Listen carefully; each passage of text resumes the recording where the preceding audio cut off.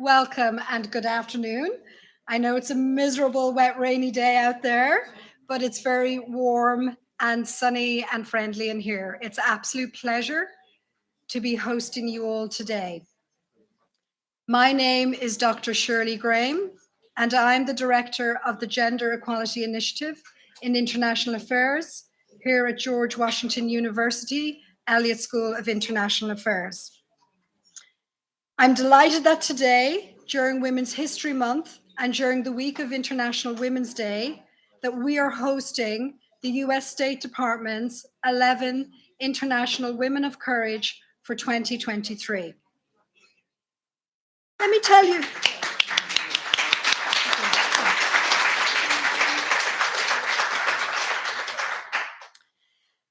you, a little bit about the Gender Equality Initiative before we get into more details about the event. So, the Gender Equality Initiative in International Affairs brings together the curriculum, events, and policy outreach with the aim of achieving gender equality globally. We teach 22 courses on gender and international affairs, more than any other school in DC. We're very proud of that.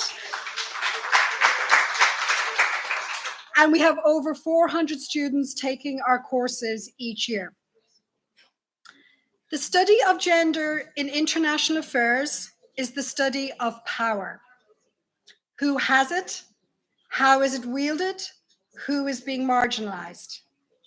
And how do organizations and institutions weave together gender inequities into their policies and practices, thereby perpetuating systems of discrimination that lead to conflict, violence, and humanitarian crises? As feminist researchers, we make visible gendered harms, abuses, and violences, and how systems of oppression in the home, the family, and in intimate partner relationships are linked with national and international security and stability. Because countries that are more gender equal and where women have higher status, both in the home and in public life, are less likely to use violence to resolve conflict. Today, we are honoring women human rights defenders everywhere. The women in Iran who have been killed by the regime, such as 22-year-old Jina Mahsa Amini. The women who are imprisoned, the women who are being tortured, the women who are being hounded out of public life, and the women who have been disappeared. As we cast our gaze across the globe, we see women everywhere punished for daring to request their human rights. From the women in Afghanistan, who have been barred from all areas of public life, including second and third level education, to the Indigenous women environmental rights defenders being targeted and killed by armed groups in Colombia, the women journalists and activists in Myanmar being killed by the military, to the politically active women and sexual and gender minorities in Yemen who are being persecuted by the warring parties there. Wherever we look, we see women being threatened, bullied, harassed, and silenced for demanding our rights. In its 2022 report, the UN Office of the High Commissioner for Human Rights stated that 60% of the cases of intimidation for cooperation with the UN concerned women, and nearly 1/3 of women representatives of civil society organizations who briefed the Security Council have faced reprisals. And that in the previous year, there were 29 cases of killings of women human rights defenders, journalists, and trade unionists in only 8 conflict-affected countries. And this is believed to be a huge undercount. In his 2022 report on the implementation of the Women, Peace and Security Agenda, which is 10 UN Security Council resolutions calling for the inclusion of women in all aspects of peace and security decision-making, the UN Secretary General stated that progress has either stalled or reversed.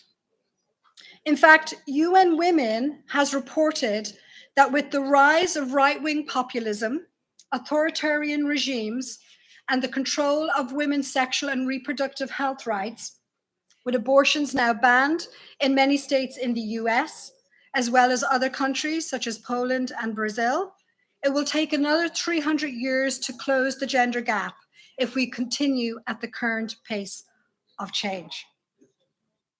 So this means that we're handing down to our daughters, granddaughters, nieces, grandnieces, in a world in which it is not safe for them to be women. That's why it's so important that we have events like today. We need to continuously provide platforms for women's voices and women's experiences to be heard, especially of those who are the most marginalized in society. It is through this collective storytelling that we will break the silence and call for change. So, I would now like to introduce you to our speakers for today. But before I do, I would like to thank my co-sponsor for today's event, Dr. Will Yeomans, Director of the Institute for Public Diplomacy and Global Communications, who's a wonderful friend and ally and supporter of the Gender Equality Initiative. Thank you so much, Dr. Yeomans.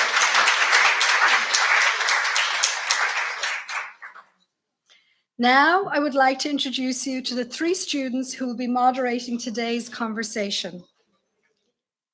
I am so excited that my students get to have these crucially important public conversations. And we wanted to ensure that today's event was inclusive and to bring in the voices of young women from different regions of the world. First, we have Beatrice Silva, who is a senior at the far end of the table, who is a senior candidate for a BA in International Affairs and Women's Gender and Sexuality Studies.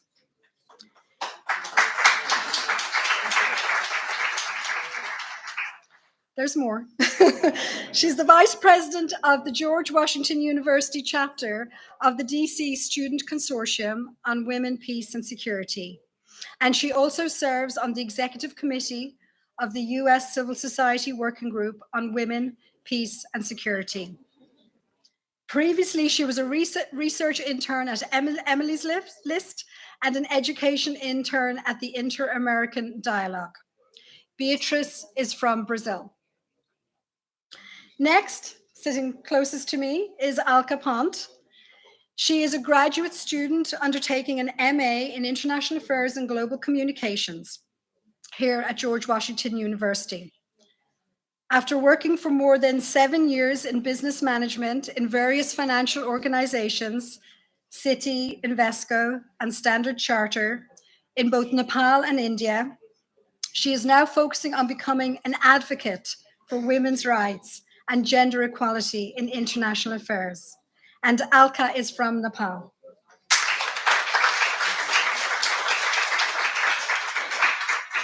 And in the middle, we have Maya Nair. She is a first-year undergraduate student studying international affairs with concentrations in security policy and gender and international affairs. She currently serves as the first-year undergraduate representative for the DC Student Consortium on Women, Peace and Security and volunteers for the Gender Equality Initiative in International Affairs. Maya is an American with Colombian and Indian heritage. You're very welcome, Maya. Our conversation today will be concluded with remarks by Dr. Mary Ellsberg. Where's Dr. Mary Ellsberg? Oh, over here. Okay. Dr. Ellsberg is the founding director of the Global Women's Institute at George Washington University. It is a university-wide institute dedicated to producing policy-oriented research to promote gender equality and the empowerment of women and girls. She has more than 30 years of experience in international research and program work on gender and ending violence against women and girls.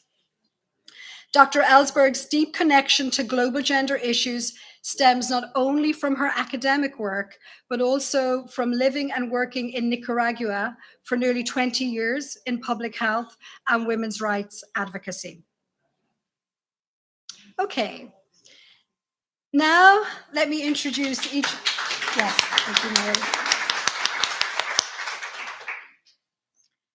Now I'd like to introduce you all to our esteemed guests from 3 women from the 11 Women of Courage 2023, and all the other women are here joining us today.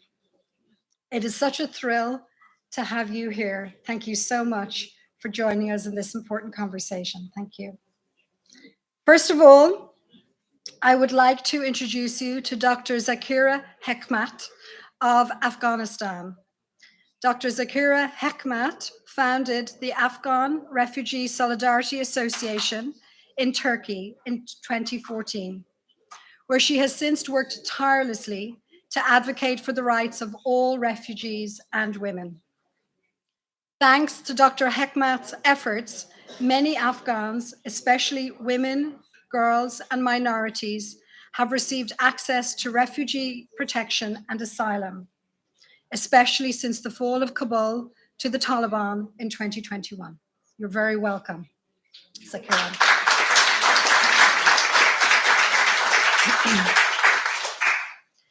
Next, I would like to introduce you to Ms. Alba Rueda of Argentina. Ms. Rueda is Argentina's Special Envoy for Sexual Orientation and Gender Identity in the Ministry of Foreign Affairs, International Trade and Worship, and was the first Argentine Undersecretary for Diversity Policies in the newly created Ministry of Women, Gender and Diversity. Her hope is to establish an LGBTQI+ foreign policy agenda and mainstream it into multilateral fora and bilateral relations, as well as represent the Global South. You're very welcome, Alba.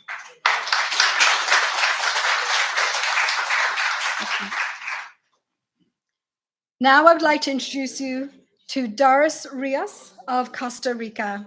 She is a recognized Cabecar indigenous leader and well-respected member of the China Quichua indigenous community. As a member of the National Women's Indigenous Forum, Ms. Rios advocated for the participation of women in issues of security, sustainable development, peaceful defense of human rights, and the recovering of indigenous lands. You're very welcome, Doris. Thank you.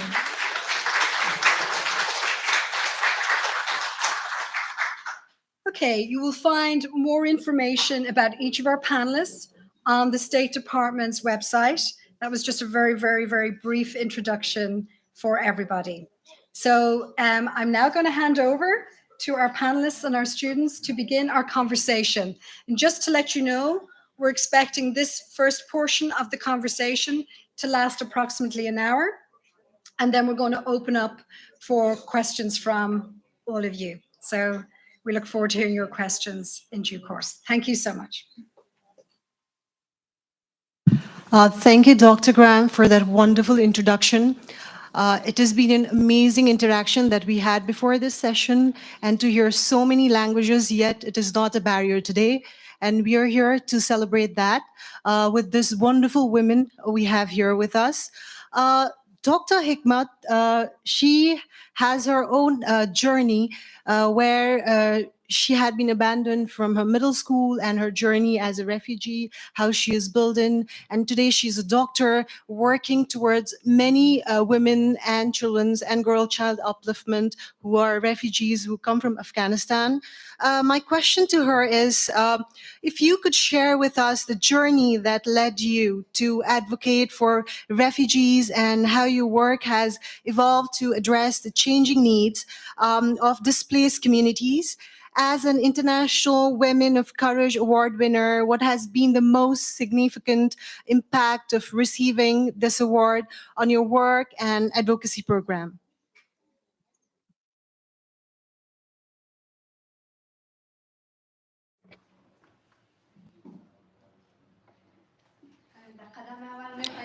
First of all, I would like to say my salams and greetings to all of you. I'm very happy that I'm amongst you today in George Washington University, in all of the my colleagues and other friends that they have gathered here together. I would like to thank you very much. I am Zakara Hekmat from Afghanistan. I came to Turkey, and after that one, I started working for the refugees. The important reason, the most important reason, when I was in Afghanistan, when I was in a primary education in sixth grade, I because of the restrictions that were imposed by the Taliban, I wasn't able to go to the secondary education. So when the first reign of Taliban came to Afghanistan, they said that girls and women, because they are girls and women, they cannot go to school. And I was really, for me as a very high ranking in first grade.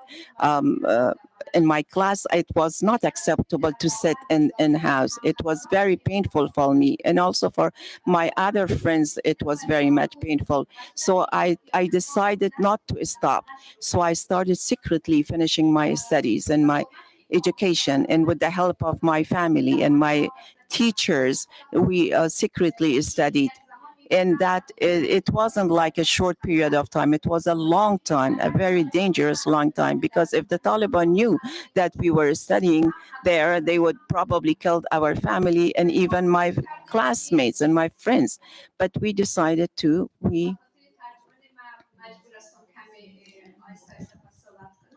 uh, we had to finish regardless of what that we saw. So what I experienced personally first, and I felt it profoundly within my heart until 9/11, September 11, what happened, and of course situations in Afghanistan changed, in that those that they really lost their lives back, and at that time that they lost their lives, a number of victims, they lost their lives. As a young girl back then, I remember that saddened me deeply.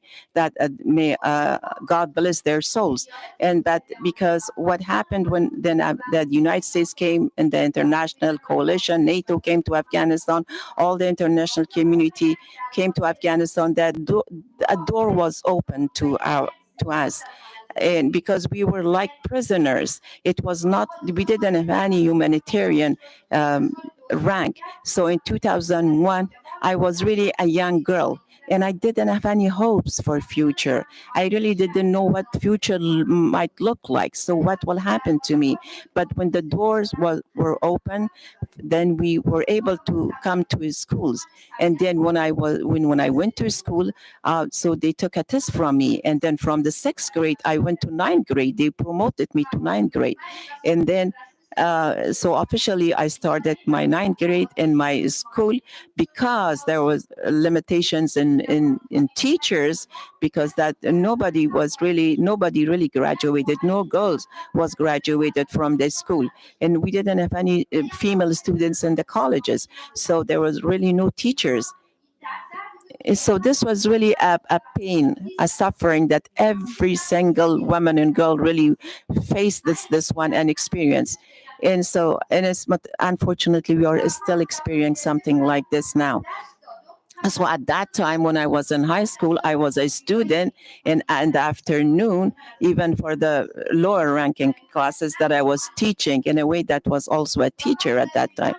And then when I was in the 12th grade, so a lot of I was looking for some scholarships for abroad, and then I received from the United States to get a scholarship to be a pilot, but then also got another scholarship from Turkey, and then I selected Turkey, and then all by myself. When I was 18 years old, I came to Turkey. I even didn't know the language, the Turkish language. But when I came, I had a dormitory, of course, and I have a place. I had a college, and I known of a place that I needed to study the language, but because I didn't know the language, it was very difficult for me just to introduce myself, to become part of the society. But then after a year, when I learned the language, and then got accepted in college and the medical school, I was in the first medical school that I saw a lot of refugees. When all the challenges that I witnessed both in Afghanistan and Turkish, they really the main cause of my work and effort that I decided to work for these refugees. And so when I was in the first year of medical school, most of my friends and my colleagues, friends, they say that what are you doing really that because I mean what are you doing because the medical school is by itself is a very challenging and difficult school. So what then even that during the 10 minutes of a break that we had, I wanted to do just interpretation through the telephone to helping some doctors and some nurses, so that they say that at least go and take a break, have a cup of tea or something like that. But I said no, because I needed even take advantage of 10 minutes just to help. But so I did some translation, interpretation, and then I had like a class at my home, homeschooling of language in my home, because I was displaced myself. I knew, as I said, the sufferings. I wasn't able to study back home, so that's why that helped me to help my other friends, other women, other people. And I'm proud of my work that now they are using all these programs and activities that I've made. And I know that this award that I've received, it is a symbol. It's about for the new future generations. And as I'm not only, I've not worked only for the immigrants, not only for the refugees, for the Afghans, but in 2014, officially, we established an association that this association in 62 cities of Turkey is working. In 60 volunteers are working in this association, in this foundation, and then most of them are immigrants that they go to work during daytime, and then sometimes they volunteer their times and they are helping other people. That in 2021, August 2021, that dark period of time when I was a girl, and then again happened, unfortunately, and Taliban again came back and they took power over Afghanistan. So when the Taliban, they came first, people around the world thought that maybe they have changed. Now they have recognized now that the Taliban claim. They thought that, well, they have learned language, they have traveled abroad. Maybe now they are changing their policies. But unfortunately, from the first days and their interviews and their conversations, they said no. We saw that they had not been changed. Yeah, and so that all the girls that we said that we told the truth, because the Taliban, the first thing that they did, they closed the Ministry of Women's Affairs in Afghanistan. And right now they have passed 24 laws that they are all against the human rights and against the children's rights and against the women's rights. So now, even during that time that I had the right to go to a school from the elementary school, but now even from the first grade, no one can go. We have seen a lot of violations, domestic violence, a lot of sufferings that they have been forced to with forced marriages, people that they sold their children because of hunger and poverty, because of the poor conditions and situations, and sometimes even some of the young girls that they have been with the military officials of the Taliban. So these are the issues that we don't want the world not to know about them. So we shouldn't, like as a girl, as a woman, should sit silent because of the forced marriages, early marriages that these are two crimes that are taking place in Afghanistan. So because these families don't see another way of providing sustenance for themselves. So all these things, those are the situations that force me just to bring some changes, to voice out their voices of these Afghan women and Afghan people that they are in even Afghanistan. In the past a month or so, that I've talked with a lot of televisions, and as I said, I've raised their voices. Hopefully, this award will be a voice. There would be something that in the future for them. Thank you very much.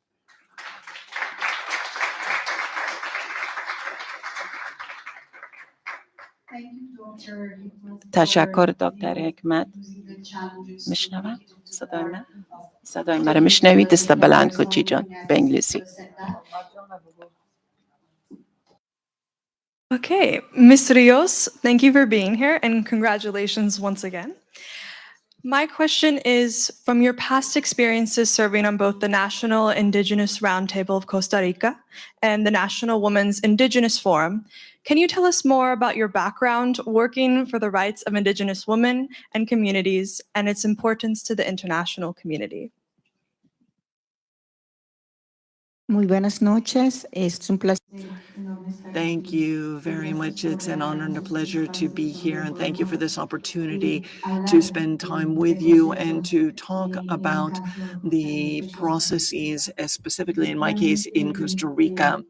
Indeed, I am part of an organization that is known as the National Women's Indigenous Forum in Costa Rica. This includes 24 territories in Costa Rica. 2 women per territory are part of that.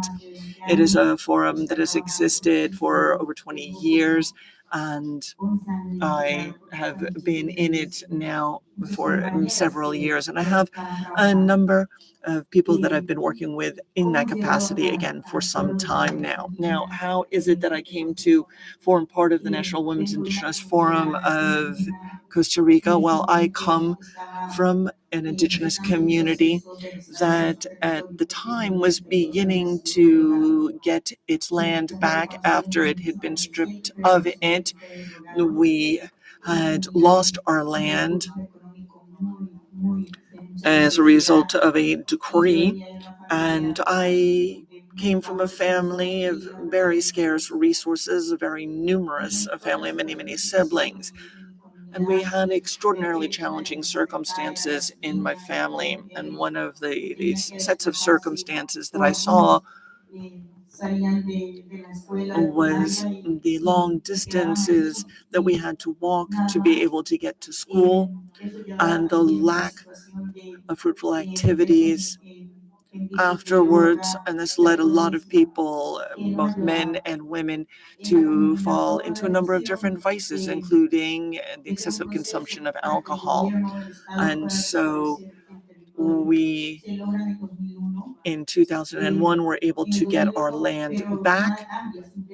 But even with that change, it was just really nothing more than window dressing. The Chinakita, in theory, had its land back, but it really didn't. And the fact is that even then, we had to emigrate because the land, in fact, had already been taken over by other people, non-indigenous peoples, by large business communities, people who were very wealthy and had a lot of political and economic influence. And so even though we were on paper the landowners, we couldn't inhabit our own lands because these other people were already occupying it. Now, at this point, I had not finished my education. I hadn't even finished elementary school.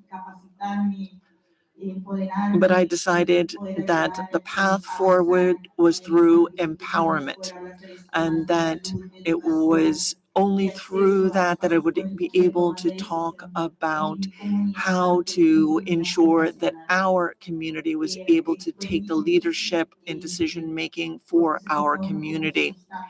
It was a huge challenge. There were a lot of social challenges because I come from an indigenous group, because I did not have much formal education. This also was a challenge. But in this forum, I met with others, and there's a national institution with the acronym INAMU that works with women at risk. And they worked and helped us to come together to create this forum, and all of us from the different territories came together for 3 days to set an agenda to identify the priority issues in each area. That's how we got started. Then we started meeting with the local authorities and national authorities in health education and housing, all of the different institutions in the government, seeking out solutions, because it was incredibly important that women's indigenous rights and that our voices be heard. In Costa Rica, there is no public policy that is based on indigenous people's cosmovision. And so seeking to integrate that into the national policy, seeking to mainstream the cosmovision, has been incredibly challenging. Very often, people who meant very well would come and bring things or impose policies that they thought were in our best interest, but turned out not to be, or simply were not. And so, as we worked, we were able to lift up our voices and ensure that we would be heard. We were also able to get better women's health, to get our pap smears and other types of basic tests and health that would be provided to us that previously was not. We've been able to get our education and to have our educational institutions and have them in our lands.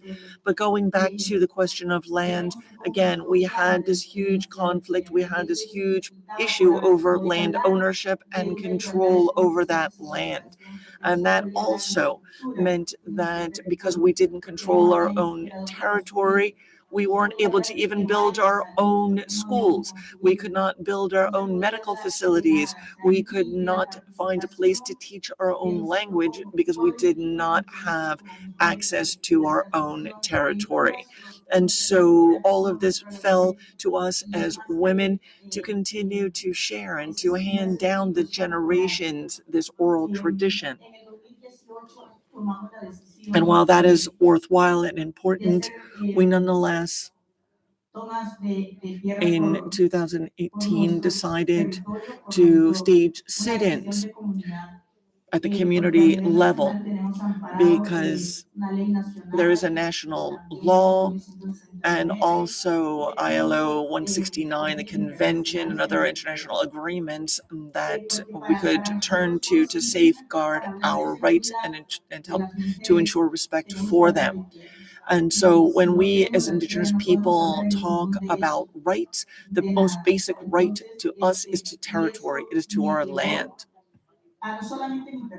And that is what led me, and not just me, but others as well, to fight this fight. I'm not just speaking again for myself, but other women as well. And it was a risk. We were threatened. In my case, I was walking in the middle of my community, and a car crossed in front of me, cut me off, and people jumped out and told me that I was at risk and that they could harm me anytime they wanted. And other of my fellow human rights defenders, the other women, were threatened in different ways, including being threatened with rape.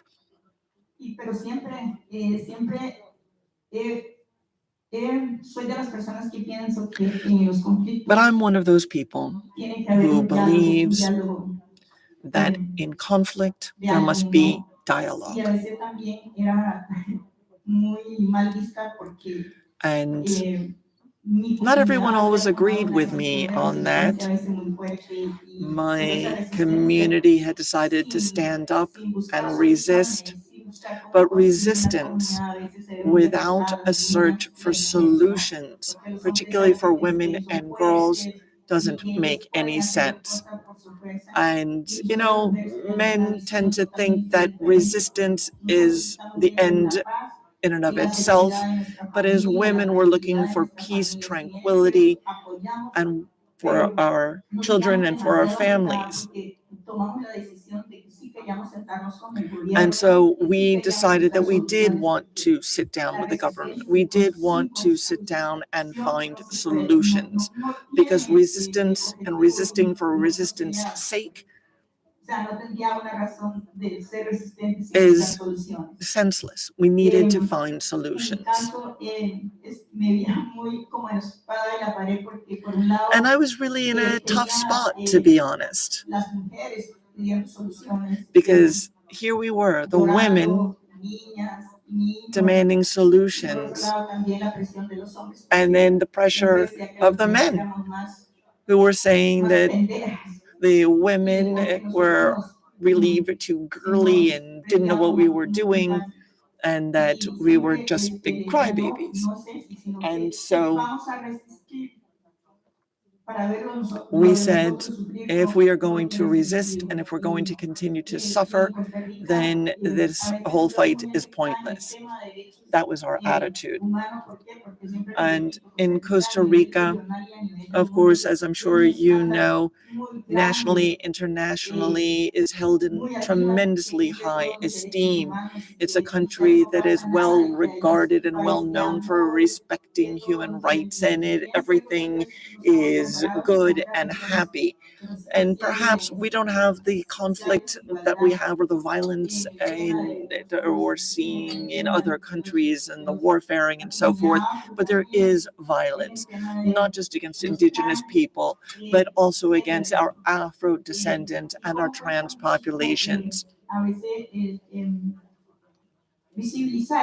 And it's hard for people to get people to see these levels of violence when your country is upheld as a pillar of democracy and of respect for everyone's rights. Costa Rica doesn't even have an army, and yet we have violence. Thank you very much.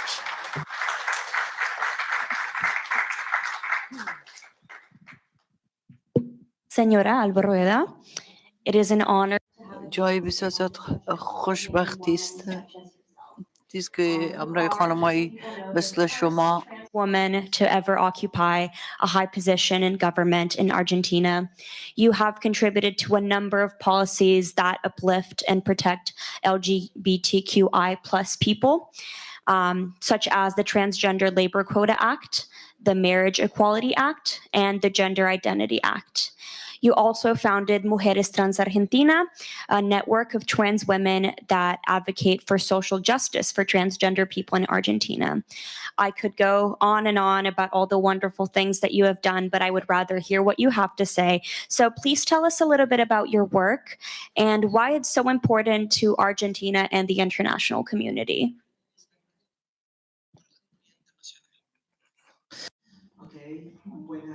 Good afternoon, everyone, to each and all of you. Thank you very much for this introduction and for this invitation. I am tremendously pleased to be here this afternoon with you. I would also like to express our gratitude to the university for having us. I believe it is a unique opportunity to raise our voices in support of our communities. And that is indeed what we are doing here today, is to note the importance of having a true active participation of women in all their diversity in domestic and international fora at the multilateral and bilateral level. Because human rights is a platform that seeks to ensure and to validate the respect for these rights. one of the major topics that I have been able to work on both as Undersecretary of Diversity Policies as well as my current post as an ambassador for LGBTQ plus people. And that is to be able to support the social policy agenda and the social advancement agenda. As a trans woman, it is important to carry forward and press forward an agenda to combat the discrimination that the LGBTIQ plus community faces, but also to champion the struggles and the achievements that we've had as a community. This is not something that it's not just an opportunity to highlight diversity, but also to look at a different set of values and to express appreciation for those individuals who very often fall below the radar. And so my role as Undersecretary of Diversity Policy was primarily to carry forward a policy or policy proposals in a country, Argentina, Latin America, that is going through so many topics that was perceived as a leader in LGBTIQ policies, including equal marriage in Latin America. Of course, Argentina was the first country to recognize and to pass in 2010 equal marriage legislation. We've also had a movement that has ensured the first law really for gender identity based on a specific content, which is respect for trans identity. That is to say that we are the ones who have identified or are entitled to identify our own identity and how the state and the government should interact with us. This was a watershed piece of legislation, and it's really a matter of self-determination as being one of the primary tools for human rights. And this is legislation that has been replicated around the globe. And it has inspired much legislation and has inspired active citizenship, the understanding that we at the grassroots level can make change and lead to change, and that change reflects our needs and our rights. And we can really change this patriarchy, this binomial understanding of gender, and to do away with this. And this is particularly true in the global South, the areas where we've seen so much colonization and this effort at decolonization. This is part and parcel of that, looking at the intersections and the intersectionality that we have between feminism, with racism, with social and economic classes, and how all of this interact with the LGBTIQ plus community, and how we see this hierarchy among genders that has evolved over time, and how we can really combat this. So we've had a historic opportunity to bring forward these public policies, and that was through the creation of a Ministry of Gender Diversity, which toward the end of 2019 was created in Argentina, and that is when I took on this role.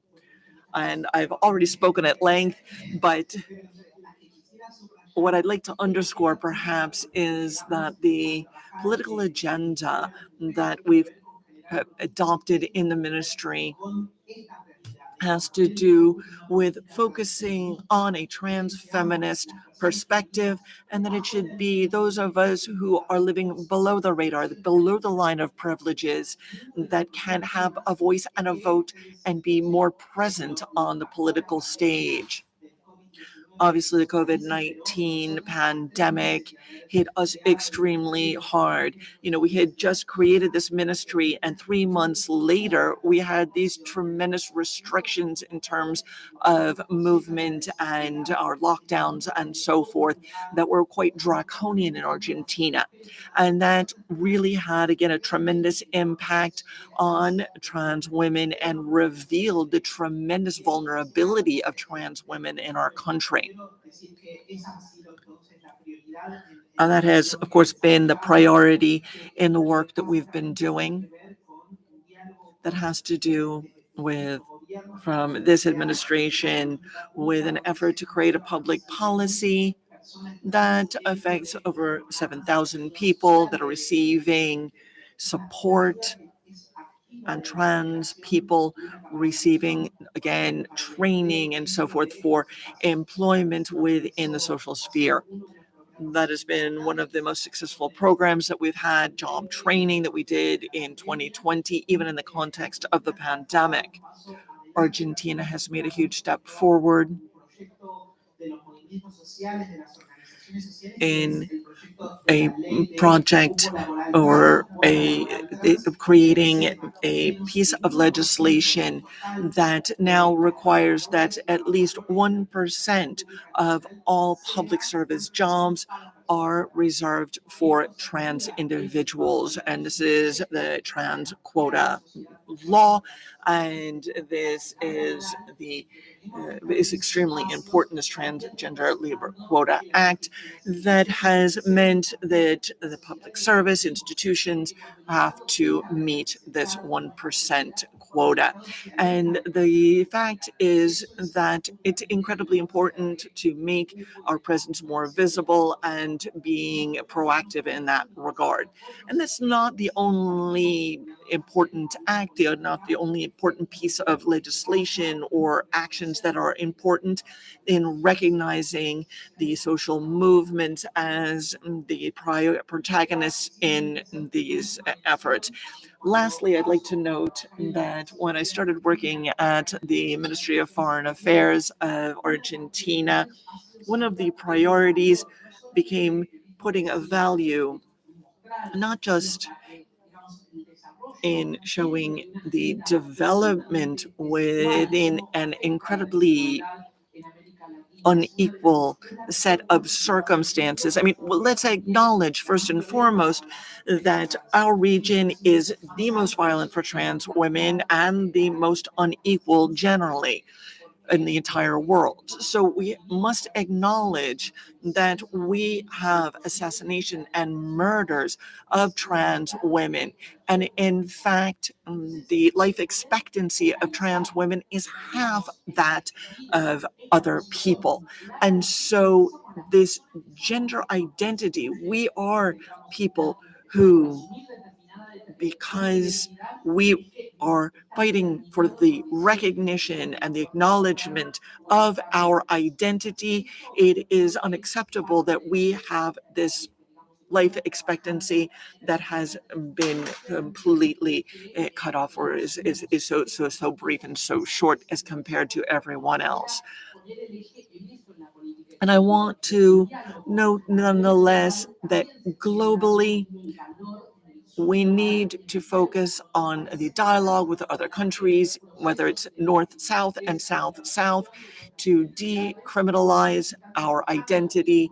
And if those who are working on gender identity laws and those who are taking actions to strengthen their institutions, whether it's in healthcare or justice, there is so much to be done, not only in my own country, but still continuously around the globe. We need to engage in dialogue, to share lessons learned, best practices, and the successes. And in 2010, when our Equal Marriage Act was passed, the president at the time was, of course, was a woman, and said that when we recognize all of society's rights, all of society moves forward. And I believe that this is a core message for the entire world. We need to have a regulatory framework that protects rights. And I think that that has undoubtedly been one of the underlying principles and the core facets that we've brought forward into the forefront in our foreign policy, not just at the bilateral level, but at a multilateral fora. When we're talking about human rights, it must be inclusive and we must be heard. Often we don't come into these fora on equal footing for economic reasons. We don't have the money to be able to undertake the actions that are needed. And so I think we need to change that focus and we need to make greater efforts. Men, women, transgender, everyone needs to work together to ensure that this world that faces so much inequality, that has so much war, so much conflict, we need to move beyond that. We need to work with our institutions, with our people to change these binary and traditional frameworks. Thank you very much.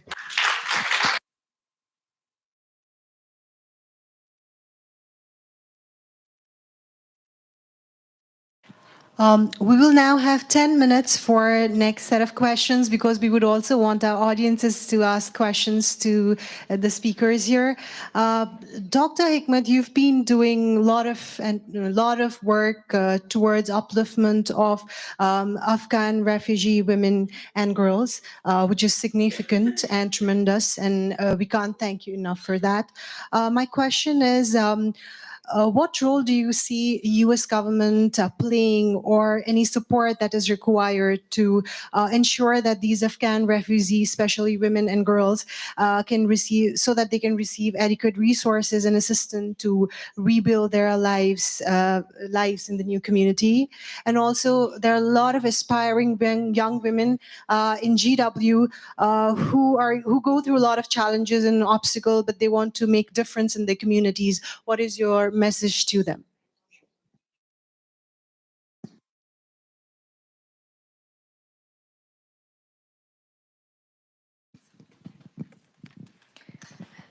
Thank you very much.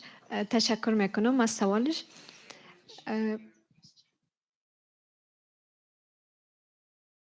Thank you very much for your question.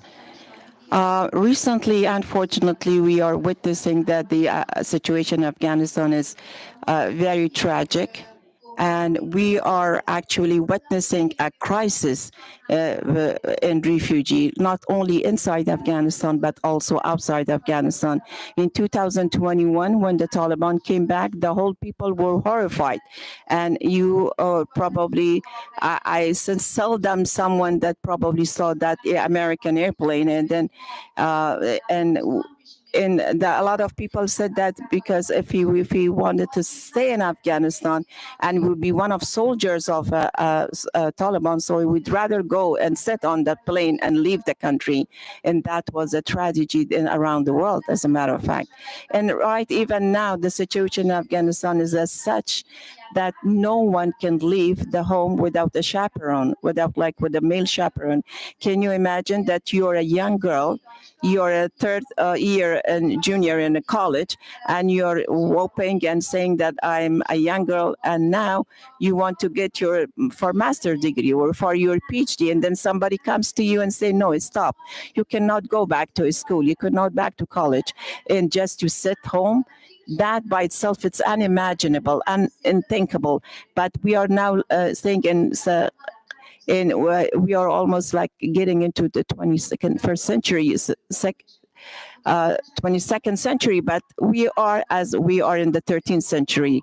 So the lives of human beings are not really important. So that's why people, they need to flee to the neighboring countries such as Iran, Turkey, or Pakistan, because so situations, as I said, is very bad. It's very tragic. So the international community is our wish and our desire as a woman and for millions of Afghan women that they have been set aside and marginalized and sitting at home, that so the international community now has been almost a year and a half, they are being tested that whether they are working for the women's rights, about freedom of expression, freedom of movements, everything. But so far, nothing has happened. So we can see that the United Nations and some other countries, particularly the United government of the United States, that they should be more proactive, working more. They need to put pressure on this group, and it's so for it is not really important that who is governing the country, even if it isn't the Taliban, but it has to be like as a citizen of the Afghan, that everybody has to have equal right. Women needs to be recognized as human beings. They should have right because they are half of the society, and when a woman we have an illiterate girl, when we have, then that will be a illiterate mother will not be able to educate her children. I'm not saying that all mothers are illiterate, but of course there is a difference between a woman that is literate or illiterate. So we want to have a better generation, a more educated generation. For the past more 20 years, that when the United States were in Afghanistan, I can give myself as an example. For example, I became a doctor. Now I'm working for a lot of refugees. I'm just only one example, but there are so many girls that they have become successful, and they are really good role models. But unfortunately, after the fall of the Taliban and the reign of Taliban and fall of Kabul, so the process of the refugees in a way was stopped, and so that those people that they fled the Taliban's regime, so some of them very much it's difficult for them to be registered again. So actually registration has been stopped. If someone comes illegally to another country, they ask for their identification card, and if they don't have any medical card, they cannot receive any services. Educational, health services, any kind of services or livelihood that you can think of, for the condition of a human being, they will not be supported by, or they will not be able to get those benefits. And we are witnessing those people that they have been, that since for the past 13, 14 years, still they don't have any, the situation is such, they are not in a place. They are like displaced people wandering around. So those people, except those that have come from Syria and from the government of Turkey, that they have cases, but the other refugees, they need to leave. We have LGBTQI that they need to go back to Afghanistan or go back to Iran. We have women activists, women that if they want to go back to Afghanistan or Iran, then unfortunately they will be tortured, or they will be, their rights will be violated. I'm thanking for the government of Turkey, because a lot of the refugees that they have come to Turkey, but the United States of America is the country that has the more quotas for the refugees. But my request is that I'm hoping that those countries that are in Indonesia, or Turkey, or Iran, that they have not been neglected, or they have been forgotten. They need to review their policies, the government of the U.S. And if it is possible for them, that they need to cooperate and contribute with them. Another request that I'd like to come, because I know because of time limitation, I don't want to take much of your time, but the most important, first and foremost important, the thing is the doors of the schools need to be open in the face of the Afghan girls. So this is for all the European countries and the United States. That will probably create a big, dangerous problem, because in the past 20 years, as I said, that in Afghanistan, that there were good improvements came into surface, and a lot of women, they got a lot of awareness. They don't want to silence their voices, but rather, even though that their voices, they have been silent, but deep down, they want to voice out their request. They want to raise their voice. And that's why it is very important that they need to take serious action, so that the doors of schools get open, because it is not beneficial from all aspects, whether it is religious views, whether it is the national views. It is a God-given natural right of a person to go to and seek education. in what so my suggestions for the students that are here at GW, it is, as a girl, as a woman, we have to give hands and hands together, stand shoulder to shoulder. Like a problem, if one of our sisters is having a problem in Iran, like Misa Hamini in Iran, we have thousands of those girls like Amini in Afghanistan, those girls that they have been tortured. And so we have to, all of us together, collectively raise our voices so that cross cultures, cross countries, we should think like globally.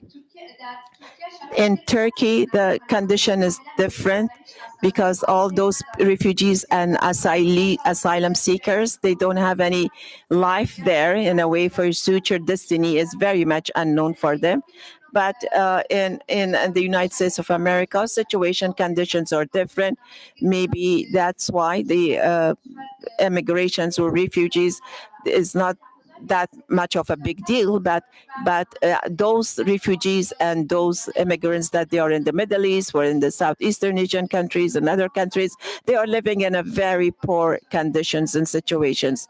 So the quotation that we had during the President Trump's time was limited. Hopefully that the quota and the number would be increased and it will improve. Thank you very much again for your time and attention.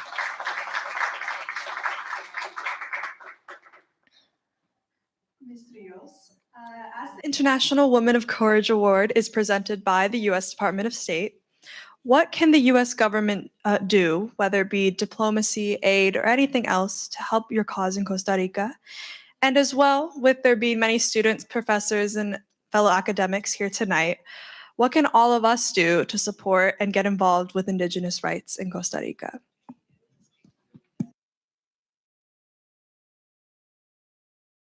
Bueno, qué bueno. That is a great question because the situation is really complex.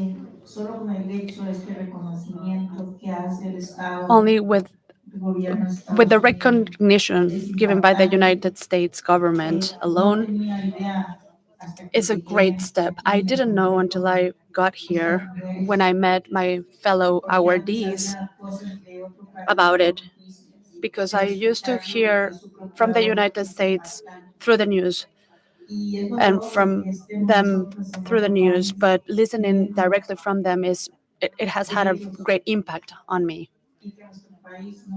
The fact that my country does not recognize our rights is a very big problem.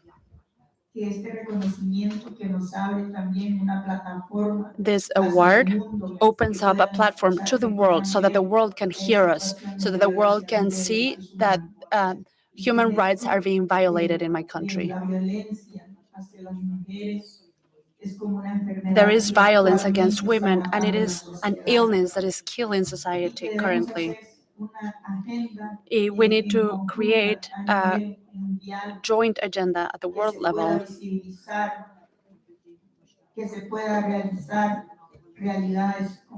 that could make realities, make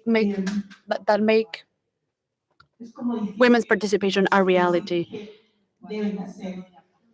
It's difficult to say how you could help because around the world, all women suffer from violence.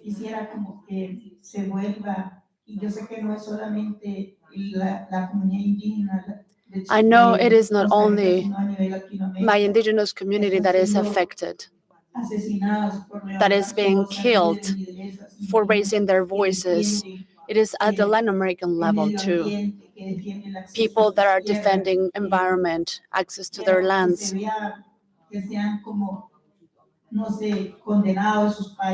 that are being punished in their own countries for doing these things. We have many activists in Latin America that have been killed. As I said,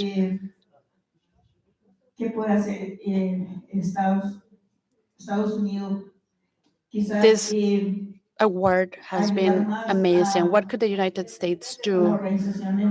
They could maybe help civil organizations more. They could support them in their defense for human rights. Because sometimes institutions have a lot of bureaucracy and they follow the rules of the government at that time, and sometimes the government does not want to defend rights. The United States needs to make sure that rights are being defended in Latin America. It breaks my heart to hear my colleagues from Ukraine, from Dr. Hamad, all of their stories. It's really difficult to say what you could do, because we would like to have those answers. We would love to stop seeing so much violence in our countries. I just want to take this opportunity to thank the government of the United States for these awards.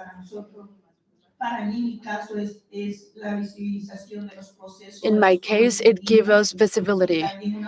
I can talk about the process of the indigenous communities in Costa Rica, and it gives inspiration to the current leaders that are working hard to defend their rights. We can speak about our problems or our needs and the violence that we suffer in this platform, and this is a great opportunity.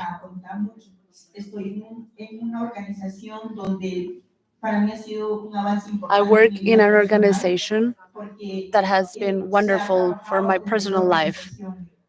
We have done wonderful work in this organization. We have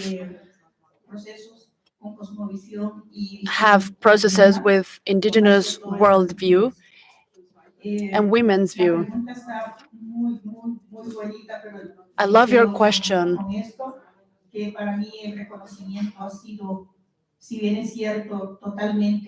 And I would like to say again that I am aware that there is a lot of work to do.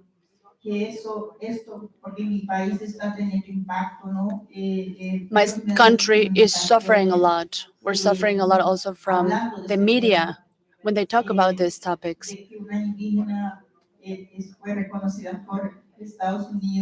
But it is great to have the media now talking about me having received an award, an indigenous woman receiving an award. This is wonderful. Talking about Costa Rica. And they realize that they need to do something because all of our problems are being seen at the international level. Thank you.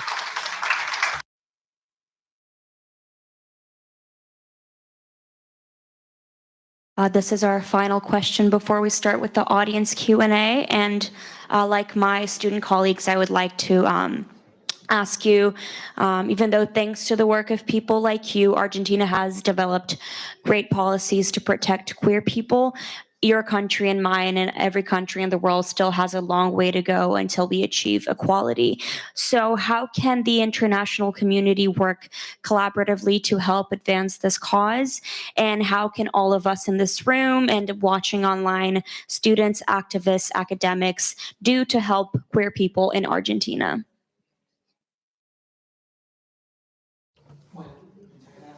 Thank you.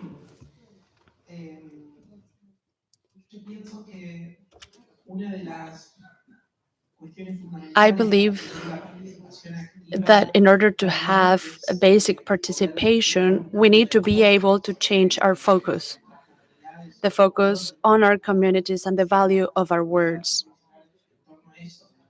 I would try to talk about this, and I try to say this in my answer before, but I believe that in all of the progress that we have had globally in terms of decriminalization and recognition of rights, I also believe that we have great challenges nowadays in multilateral spaces, in the representation of countries, in the voices of countries.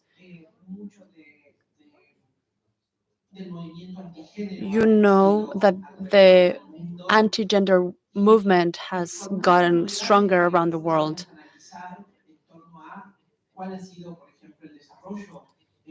And we can talk about the development in first world countries in Europe of anti-gender and anti-trans movements.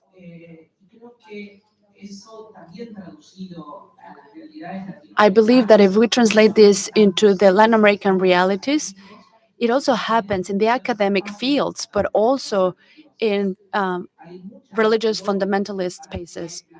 There is a lot of lobbying for LGBTQI plus community, for them not to have their rights recognized. We have been seen as enemies of the extreme right movements around the world, and they are directly attacking us. They are directly attacking LGBTQI plus people, the way we look, the way we do things, and this has happened to me too.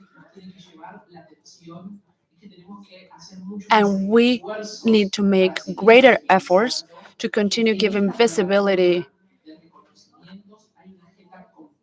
to a complex agenda and visibility. And that when we are present, like in this platform, in this award that we're receiving, this recognition has great value. Having affirmative actions could be translated into foreign policies as well. I believe this is a step forward. This is a positive message to the world, meaning there are intersections of women that describe us from territories, class, ethnicities in the patriarchal and binary worlds where we have taken part, and many women take part. And in that feminist platform, the platform of women and women's rights, we need to be active to bring about changes.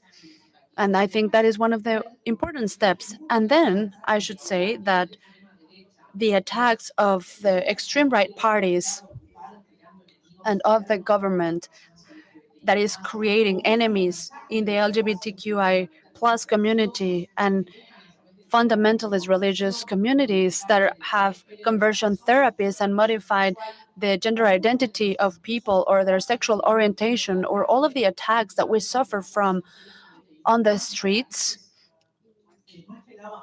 in countries where we didn't expect, or countries that respected our rights. What we should do regarding all this is go to the international community. There are fundamental roles, like the one this university has. They can talk about inequality, the inequality that LGBTQI plus community suffers from. And we can have specific examples and scientific evidence of how this inequality impacts us and how not having our rights recognized impacts our communities. I believe that it's important to talk about academic and scientific studies, because the idea of the scientific studies in the world has been taken to talk about how natural it is to have a binary position, to be heterosexist, all these natural roles of women in society, of where we should be and what our destination is, if we need to be at home or if trans women need to be working on the streets as sex workers. And we need to talk about this in spaces where we can have discussions, and at the international level and in academic spaces. And I believe that the international community needs to have active roles and fight against inequality, and this is fundamental. The question is, what do we do with all this inequality? Well, having actions, taking steps. Every time that we have had the opportunity, my colleagues and I, all of my colleagues who have received this award, we have been able to be at the international stage and talk about the inequalities and how it has affected our lives. and how bad it is when our rights are not recognized. We need to get the attention of the international community so they can act on it. I believe that our entire society needs to work to modify our societies. Thank you so much.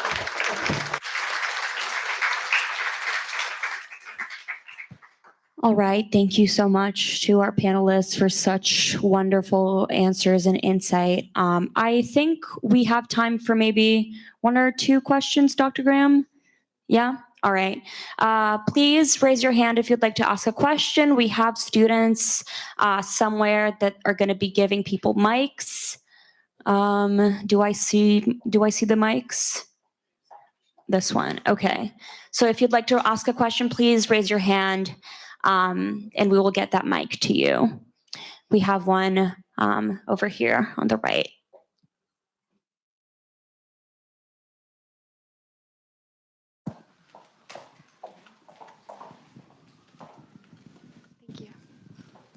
Buenas noches con todos. Good evening. My name is Andrea Soria, and I am very thankful for being here today with us. Thank you for sharing your experiences with us.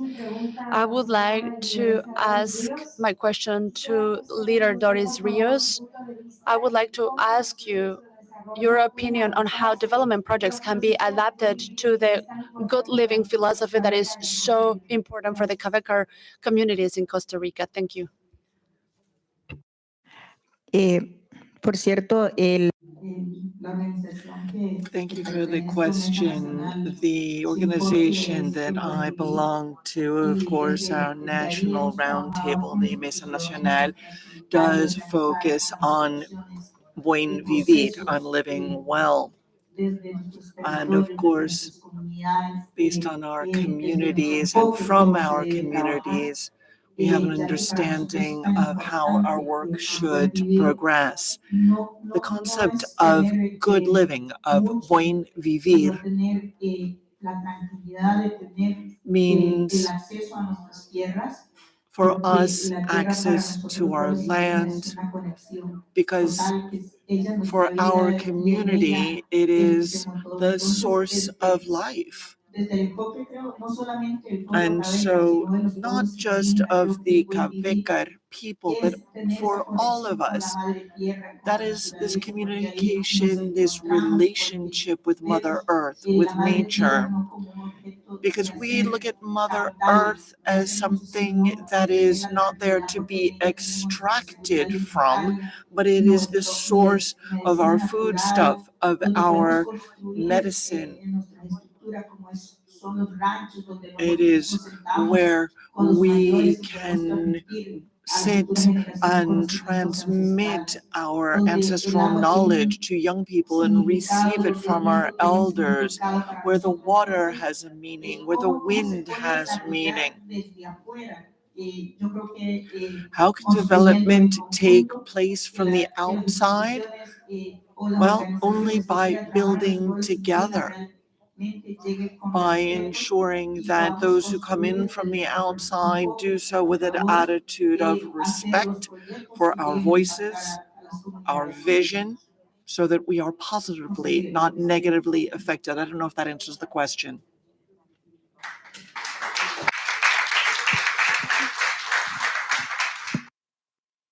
All right, we have time for one more question. If you could raise your hand if you'd like to ask a question. Over here on the left.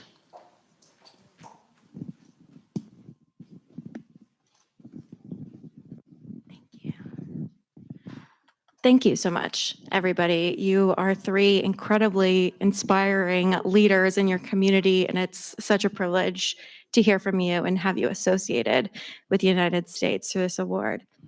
This is a question for Dr. Hekmat and Alba. Can you speak to the importance of mental health in displaced communities and in the LGBTQI+ community? How important is it to invest in mental health frameworks? And can you provide some insights on what your recommendations would be to ensure that the mental health of displaced or LGBTQI+ people is prioritized? Thank you.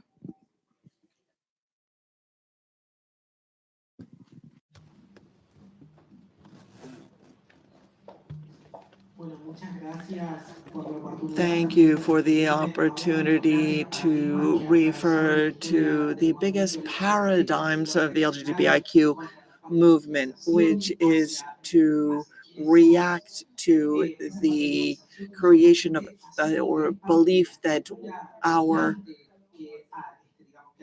reality is a choice or is a pathology.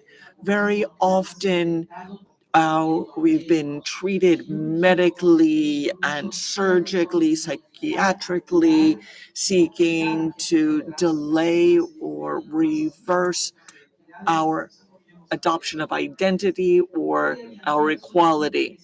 Now, I'm going to link your question to what is happening to girls, children, trans and non-binary boys and girls today. Because I think today that is where we are seeing this paradigm of the creation of a pathology around our reality continuing to emerge. I spoke a moment ago about conversion therapy. And this is not just a quote unquote mental health issue, but also in the spaces of religious fundamentalism, where there is an effort to change who we are, and that impedes us, keeps us from developing ourselves within the context of our own true identities.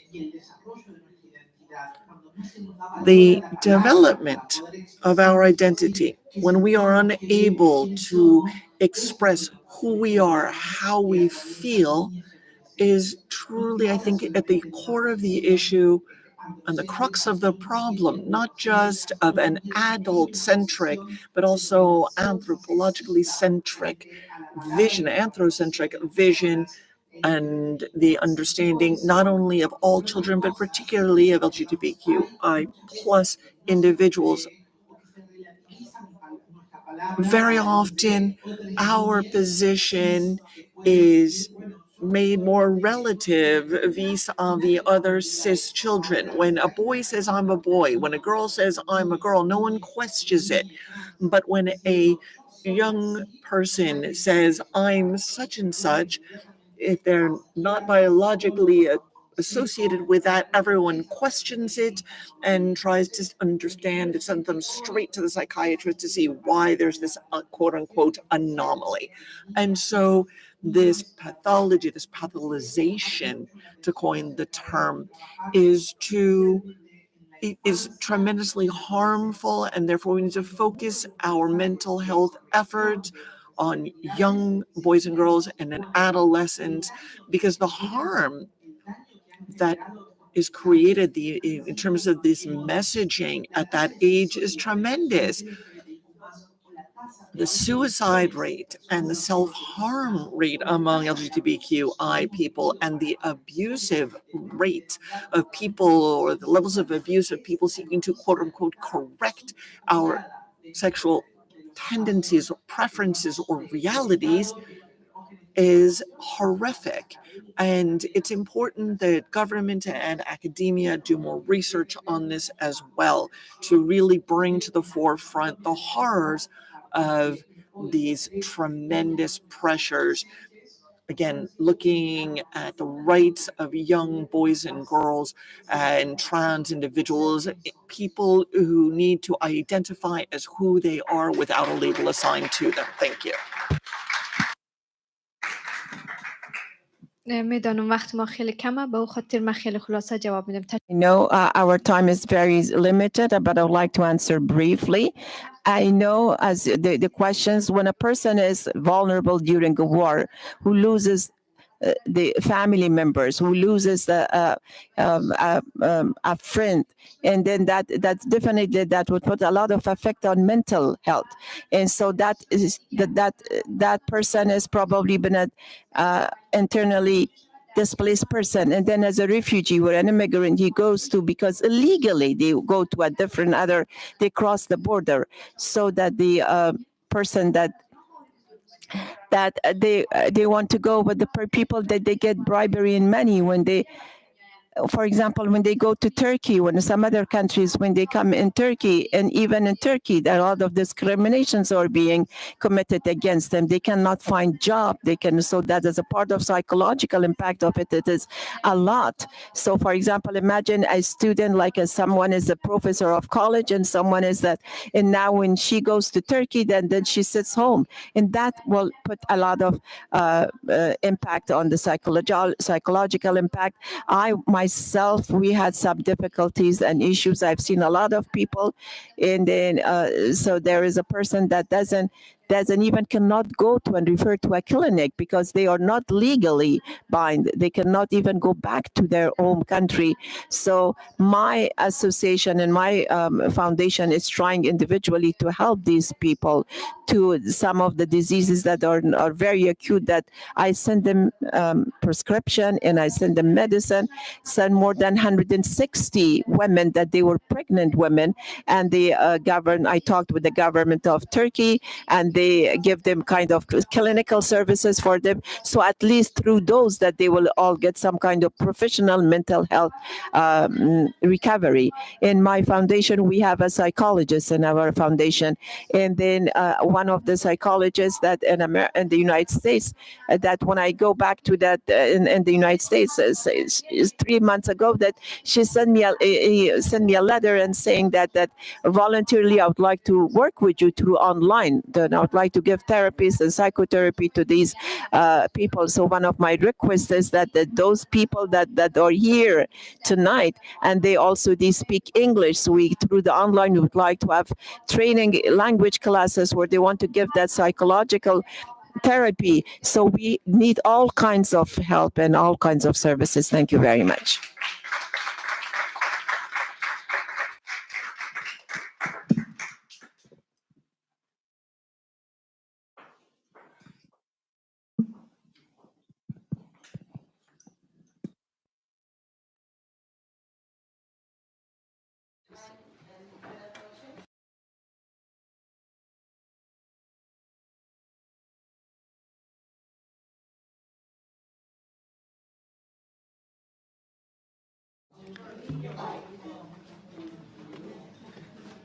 Ahora sí. Okay. Thank you very much.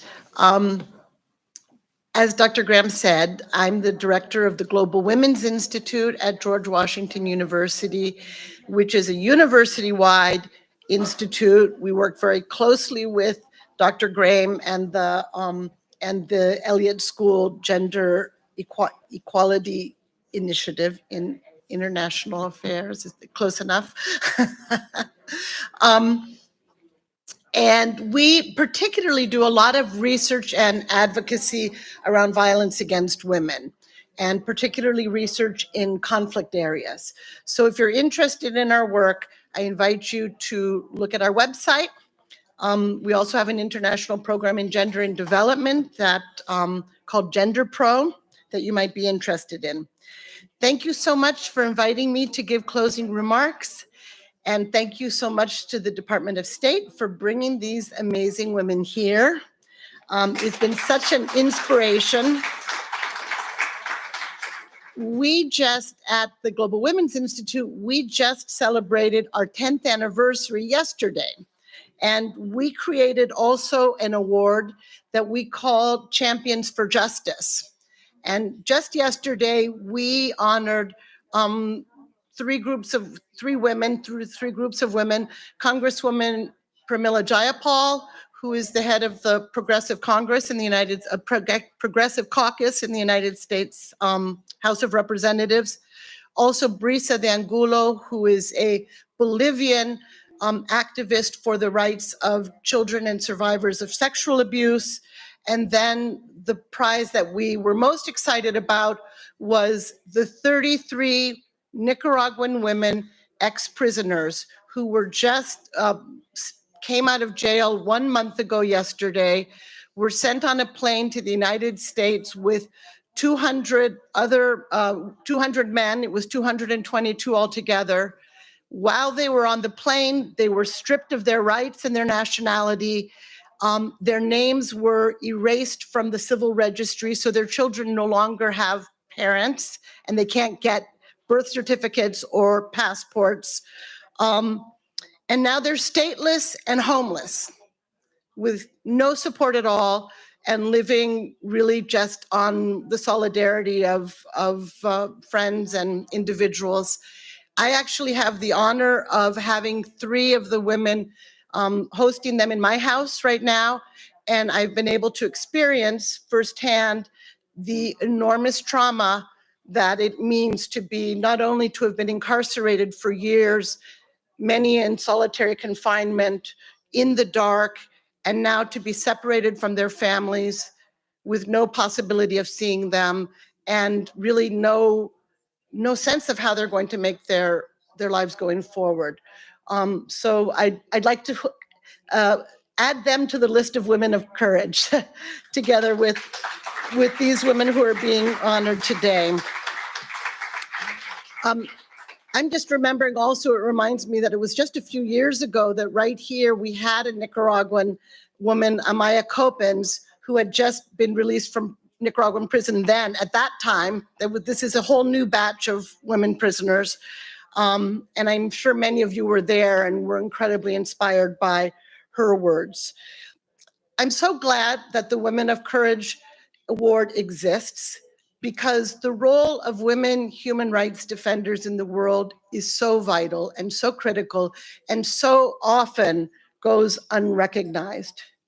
Women human rights defenders are the drivers of democracy in the world. And as we heard from Sakira, right now there is an unprecedented backlash and sort of wave of authoritarianism in the world, and in particularly against women's rights. And I include the United States in that. Women are right now suffering unprecedented attacks against their sexual and reproductive freedom. LGBTQ plus people, and particularly trans individuals, are suffering unprecedented attacks. So this is not, when we listen to the amazing stories of these women here, we shouldn't just be thinking, oh my God, that's amazing. You know, they live in these horrible places where horrible things are happening to women. You know, aren't we lucky to live here? I think we need to remember that we also need to stand up for women, and particularly marginalized women in our own country. I'm not going to go much longer because we really are at the end here.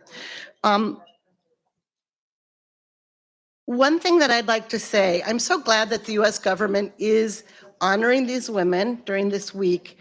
I would love it if our government continues to honor the work of women human rights defenders every day. We have some good steps going forward, such as the GBV strategy out of State Department, the new action plan on GBV, the national action plan. But we'd like to see it really made reality. There was a great GBV strategy that came out about 10 years ago, and not much came out of it, and not a lot of new money came out of it. So let's really hope that this one leads to much more commitment to gender equality and to women's rights, both in the United States, but also throughout all of our foreign assistance and foreign policy. It's probably too much to hope that we would get a feminist foreign policy the way they have in Sweden, but you know, one can always dream. And to end, I would just like to thank you again so much for coming here, for sharing your stories. We've been so inspired, and you are really not just women of courage, but champions for justice. And I salute you all. Thank you.